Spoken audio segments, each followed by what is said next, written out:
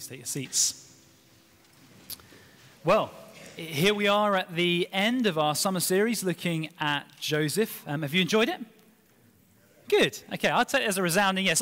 I've actually missed a lot of it. I've been away doing different things. I was on holiday for a bit. I was preaching away the other week, and so I'm a bit late to the party, but this is the final part.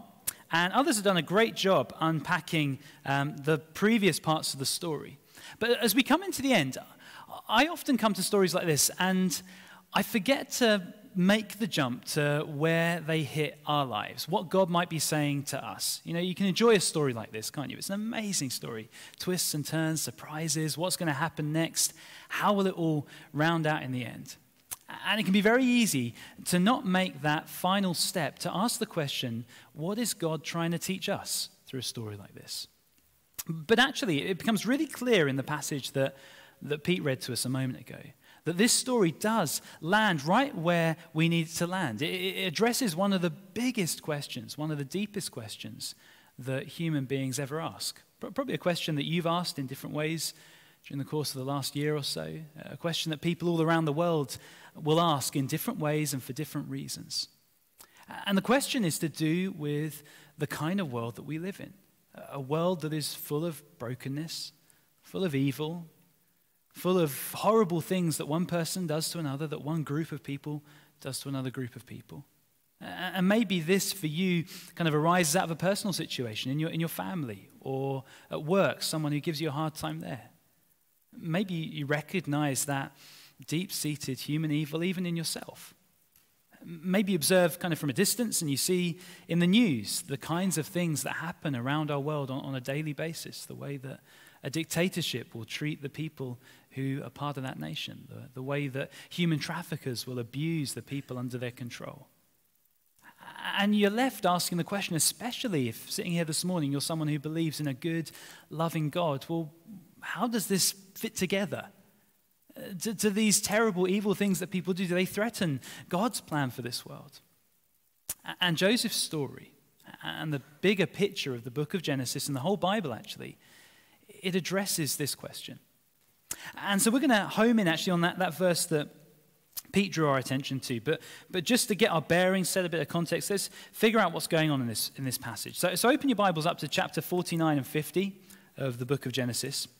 And this is where a lot of the loose ends of the story get pulled back together again. It kind of feels like the happily ever after. But as we'll see a little bit later, it draws our eye beyond this story to look into Joseph's future and our future as well. And so the section we're looking at today, it begins in chapter 49, as Pete mentioned, with Jacob gathering all his sons together. And he speaks over their lives and speaks into what their future is going to be like. And so one by one, he takes the sons and blesses each of them. And then after that, he gives them some instructions for what's going to happen or what should happen when he dies. And then he pops his clogs. He dies, and that's the end of Jacob, that generation.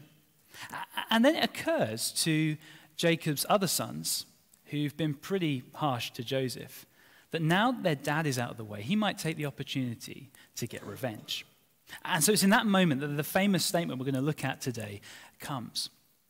Then after that, after reassuring them, and it seems that the family is harmoniously back together again, then Joseph dies too, and the book kind of comes to an end. So in that section where Joseph's brothers suddenly realize that they could be in big trouble now, let's see what happens and how this addresses that major question of the place of evil in God's good plan. So look with me at chapter 50, and we'll start reading at verse 18 just to give a bit of a run into that verse.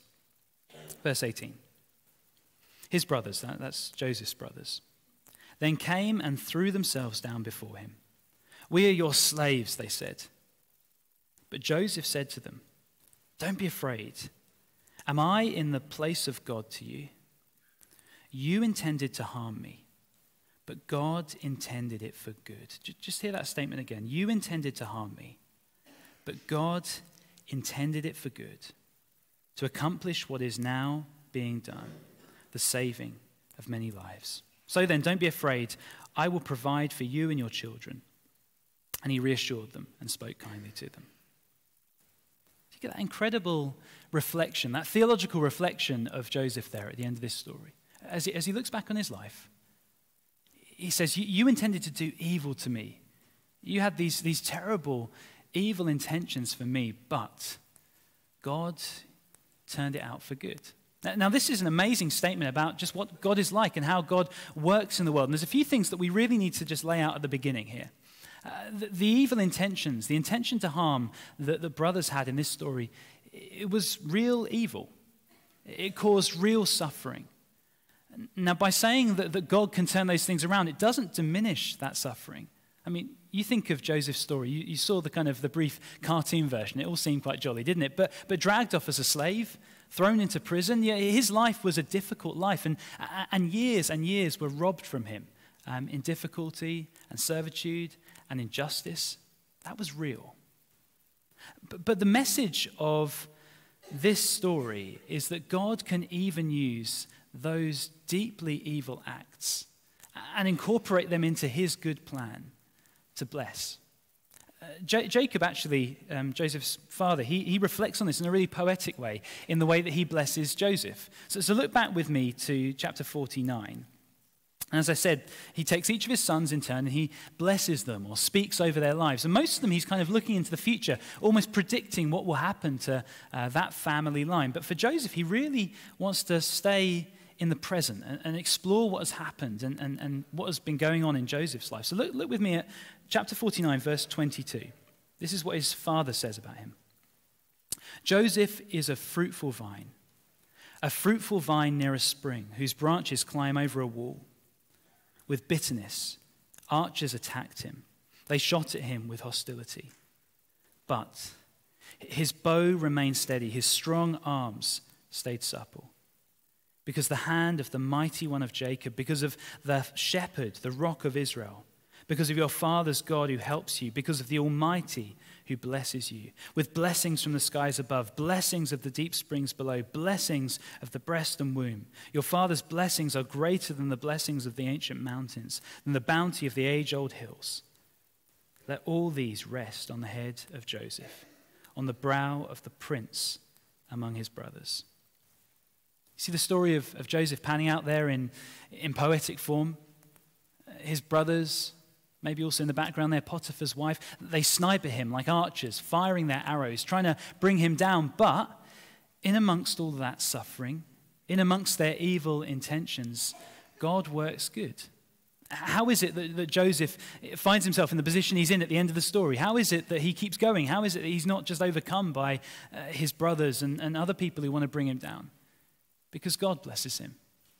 Jacob finds 4 different ways there to describe this God who is with Joseph, who takes their evil, what they intended to do to harm him, and he kind of contorts it and twists it and turns it inside out and recycles that evil act to bring about good, to bring about, what's the other word you see there 100 times or so many times?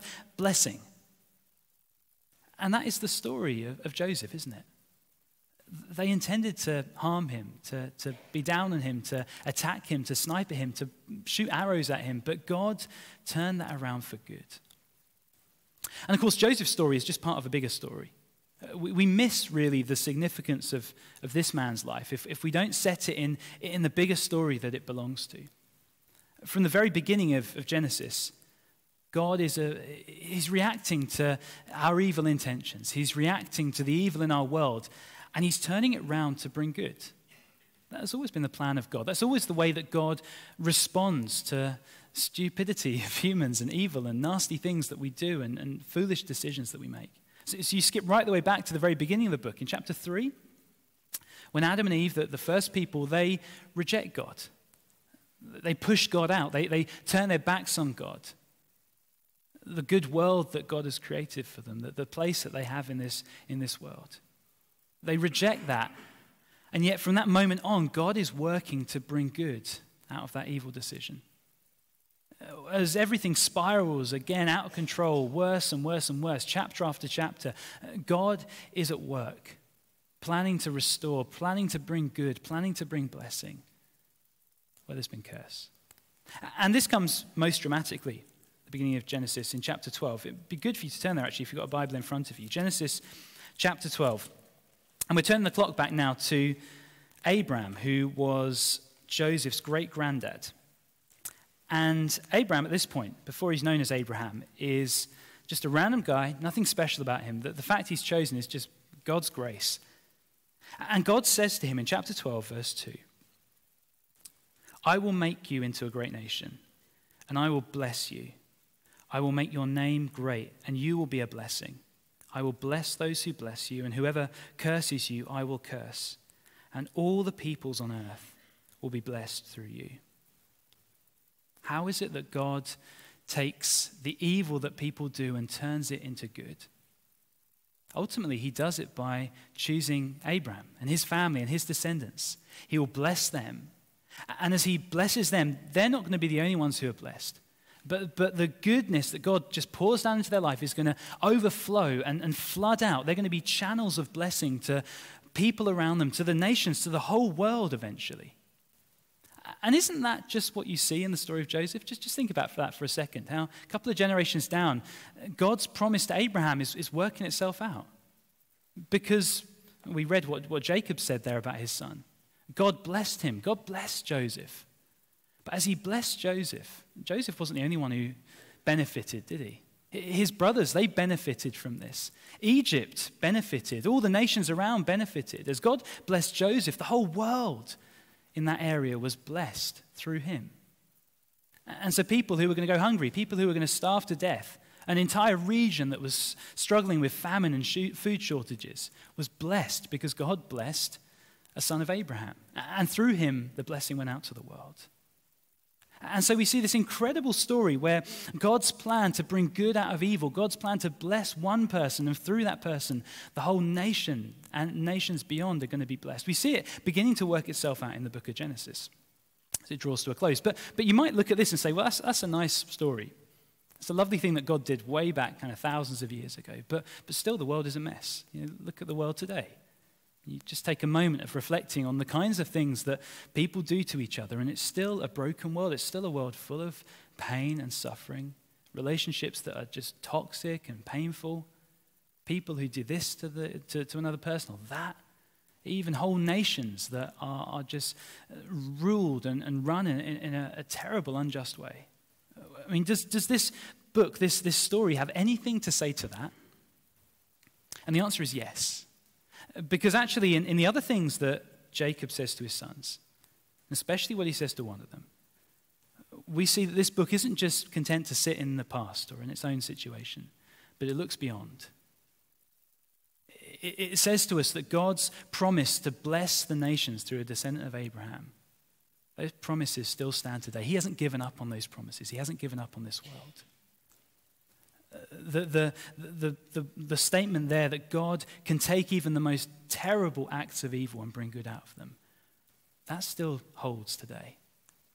So let's look at chapter 49 in a bit more detail, see what Jacob says to his sons. We won't have a chance to look at all of them. Some of the ones towards the end, actually, apart from Joseph, they're much shorter and a bit cryptic, and so we're not going to have a lot of time to spend looking at those later sons. But we're going to look at the first few and see where this takes us, where this leads us, and where it's pointing. So, chapter 49. In verse 2, we see he kind of assembles all of his sons, and he's going to bless them all, or rather speak into their life. It describes these as a blessing, but you'll see as we start reading, they don't feel very much like a blessing in some cases. So, the 12 sons are kind of ordered in age order roughly and kind of grouped together depending on who their mother was. And so we start with Reuben, the firstborn. Verse 3. Reuben, you are my firstborn, my might, the first sign of my strength. Excelling in honor, excelling in power, turbulent as waters, you will no longer excel. For you went up onto your father's bed, onto my couch and defiled it. So we can't go into the details now, but basically something very sketchy happened on his dad's sofa, and so therefore this sexual sin means that he is kind of displaced from that position of firstborn. And we see something similar that's going to happen with the next two. Simeon and Levi are grouped together. You might remember this story from earlier in the book of Genesis if you know the story. Verse 5, Simeon and Levi are brothers. Their swords are weapons of violence. Let me not enter their council. Let me not join their assembly. For they have killed men in their anger and hamstrung oxen as they pleased. Cursed be their anger so fierce and their fury so cruel. I will scatter them in Jacob and disperse them in Israel. Again, hardly a blessing, is it? But there we see son number 2 and son number 3 also displaced from the top spot in the family, from the most prominent position. They're not going to be giving the lead. They're not going to be the ones through whom God is going to channel his blessings. And actually that's what we saw, didn't we, in the life of this generation, of that family. And interestingly, what happens, a few things happen because of this. One of the things is that Joseph's family line takes the prominent position in that generation. And you could look back to chapter 48, verse 5, and there it talks about the way. And the NIV, a lot of commentators will say the NIV obscures this a bit, but it talks about the way that Joseph's sons, Manasseh and Ephraim, take the place of Reuben and Simeon. Not just that they are like Reuben and Simeon, that's the way the NIV puts it, but actually that they become as Reuben and Simeon were to Jacob. So in other words, these two firstborn and secondborn, are kind of displaced by their nephews. Jacob puts this next generation in their place. So Joseph's family is the most prominent family. And that's what we saw. Joseph takes the lead. Joseph and his family are the ones who God blesses them through. And so in their experience, the firstborns are kind of written off, or the first 3 born are written off. And Joseph's family takes the prominent position. But something more is going to happen as we look into the future. Because now as we turn to Judah, the 4th brother. So Jacob can see the way that things are going to pan out. As he looks kind of down the family line into the future, he sees that the prominent family line is going to be the line of Judah. The one through whom God is going to bless is going to be Judah. The one through whom God is going to do more than they could ever imagine is Judah. So let's take a look at the longest and the most positive blessing out of all the ones that we see here in this chapter. As Jacob turns to his son Judah, he says this, Judah, your brothers will praise you. Your hand will be on the neck of your enemies. Your father's sons will bow down to you. Just stop there for a second. Do you remember something similar happening earlier in the story? Joseph has a dream. His brothers are bowing down to him. And now as we move into the future, it's not going to be Joseph's line that's going to experience that kind of leadership over the people. It's going to be the line of Judah. That is going to be the royal line as things go forward. Anyway, let's carry on. Verse 9. You are a lion's cub, Judah. You return from the prey, my son. Like a lion, he crouches and lies down. Like a lioness, who dares to rouse him? The scepter will not depart from Judah, nor the ruler's staff from between his feet, until he to whom it belongs shall come, and the obedience of the nations shall be his. He will tether his donkey to a vine, his colt to the choicest branch. He will wash his garments in wine, his robes in the blood of grapes. His eyes will be darker than wine, his teeth whiter than milk. Now some of the poetry there is a little bit strange to us, but you get the gist of it, don't you? You think of a lion, king of the jungle, top of the food chain, toughest, scariest, most kind of impressive animal. And that is what Judah is amongst his brothers. He will reign like a lion. We see there all the imagery of kind of being a king, scepters and staffs. There will be this kingly line in Judah that will go on and on and on and on. See there as well the stuff to do with vines and donkeys and stuff. That's a bit more weird, okay? But basically imagine just kind of huge levels of prosperity. So if you had a vineyard, you'd have some good vines, some kind of rubbish, crummy vines. But this vineyard is just chock-a-block with the best vines, so good that you need someone to tie up your donkey. Just tie him up to even like this really expensive vine. It doesn't matter. We've got so many of them. Just tie your donkey wherever you like. And washing your clothes in the wine. You imagine kind of the most expensive bottle of wine you've ever seen. If you had that stuff kind of sloshing around all over your house, you wash the dishes in it, you wash your clothes in it. That's the idea here. There's just super abundance of good stuff because God is blessing this line of Judah. And what we see here is that the line is going to continue. It's going to keep going. Look at kind of halfway through verse 10. Until he to whom it belongs shall come. There'll be king after king after king until at one point there's someone who is the climax of that line of people. And he won't reign just over his people, but look at verse 10 right at the end, the last sentence there. Or the last part, sorry, the last line. And the obedience of the nations shall be his. Now that must have just seemed utterly insane to the people listening. This is a family, quite a big family, but a family. And here Jacob is saying about one of his children and his descendants that the nations Whole huge people groups will come and obey him and will be under his reign. Now, sometimes you sit with an older person. Maybe they're very close to death and they get a little confused. And maybe they were thinking that Jacob was just a bit confused, but that's not the case, is it? I mean, he saw clearer than anyone in that room what was about to happen. And of course, as we go down the line, maybe you're familiar with the story of the Bible. Eventually, we hit the biggest foreshadow of this fulfillment, which is King David, this incredible king, this glorious period in the life of the people of Israel. But just a foreshadow, because as we've been singing this morning, the great king that the Bible describes, a descendant of Abraham, a descendant of Jacob, a descendant of Judah, the great king that this is pointing to is Jesus. Jesus is the king. Jesus is the God that we have been worshiping this morning. And one of the places where this comes out clearest is in the book of Revelation. You can look there later at chapter 5. And John, who is experiencing this amazing vision in the book of Revelation, it's the last book in the New Testament, last book in the Bible. He's in this sort of place of turmoil because he's trying to work out how will God's plan for kind of justice and bringing about the kind of world that we're longing for come about. How will God deal with evil? How will God end suffering? How will God put everything right? And as he's just wrestling with how this is going to work, he hears the good news that the Lion of the tribe of Judah, the root of David, has conquered, has triumphed, is victorious. This Lion is victorious. He has won the day. He will do what only he can do and bring about justice and a new world, put things right again.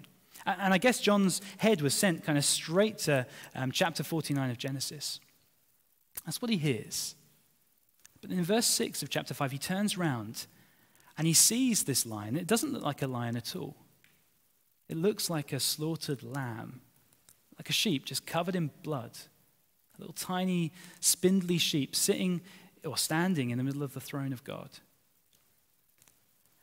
And what we see there in that really, again, very poetic vision is that the way that God will do this, the way that God will rule the nations, the way that God will bring the blessing that he promised to Abraham, the way that God will restore the world, the way that God will deal with evil and bring about justice, the way that God will restore the perfection and the abundance and the goodness of Eden isn't like anyone expected. Actually, it's very much like the words of Joseph, that he will take evil and he will turn it in on itself. And as evil mounts up, God will invert it. He will twist it inside out to bring about good. Just think for a moment about that slaughtered lamb. It's a picture, isn't it, of Jesus on the cross. And at the cross, I mean, is there ever a more evil act than what happened that day? Was there ever a greater miscarriage of justice? Was there ever a man so innocent, so good, so compassionate, so loving, so perfect as Jesus? Was there ever an individual who deserved a brutal execution like that less? I don't think so.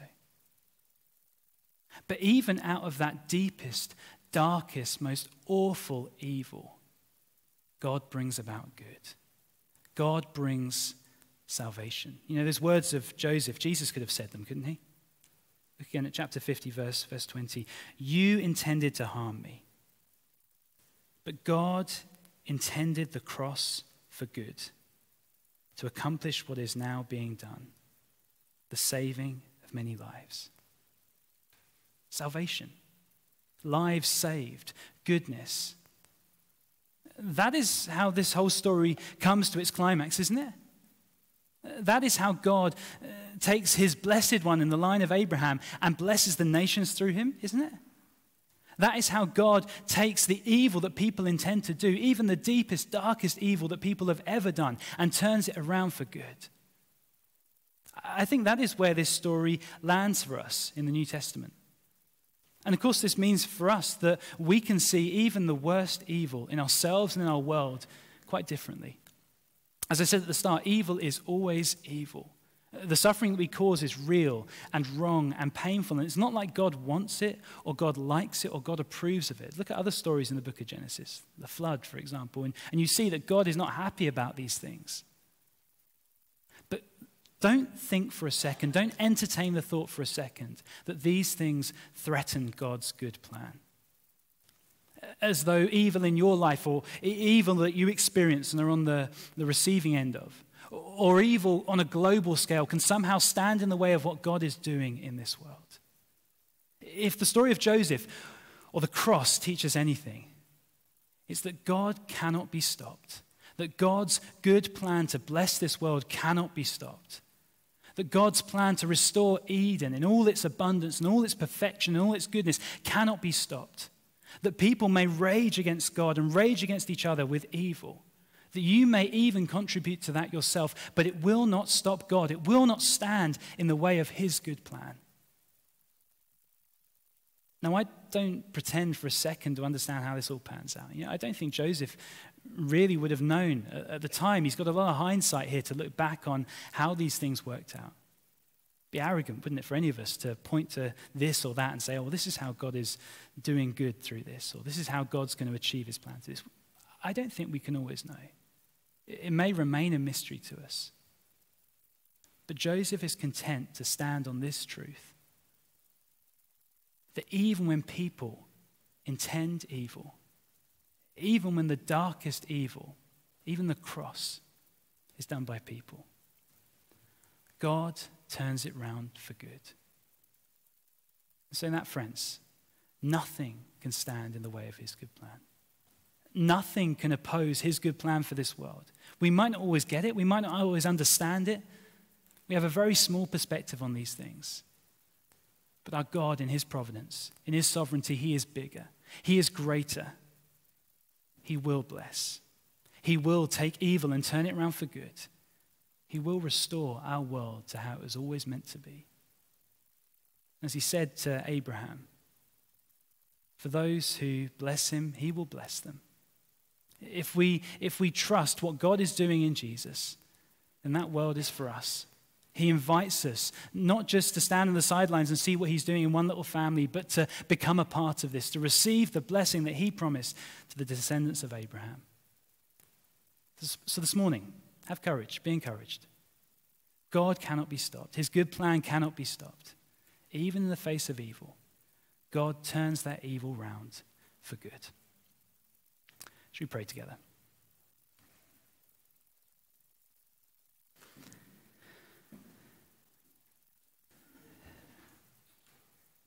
Heavenly Father, we know that we stand in a position where we have a really tiny perspective on all of this.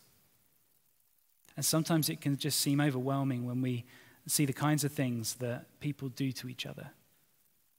Lord, we confess that more often than not we are part of the problem rather than innocent bystanders.